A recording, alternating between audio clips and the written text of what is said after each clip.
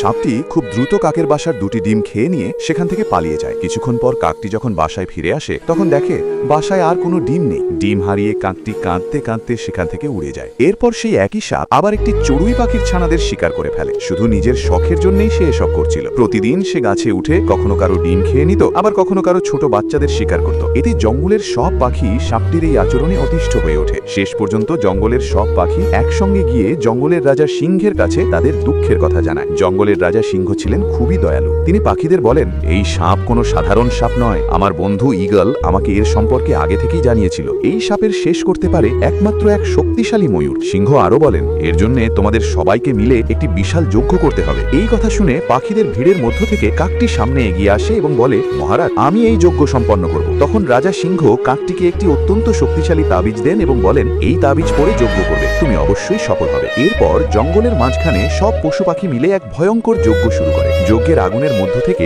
এক অসাধারণ সুন্দর ও শক্তিশালী ময়ূরের আবির্ভাব ঘটে। এই দৃশ্য দেখে কাকটি ময়ূরকে সাপের অবস্থান দেখিয়ে দেয়। ময়ূর তার অদ্ভুত শক্তির সাহায্যে মুহূর্তেই সেখানে পৌঁছে যায় আর এক পলকের মধ্যেই সেই ভয়ঙ্কর সাপটির শেষ করে দেয়। এর ফলে জঙ্গলের সব পশু পাখি খুবই আনন্দিত হয়ে ওঠে, কারণ অবশেষে তারা শান্তিতে বাঁচতে পারে।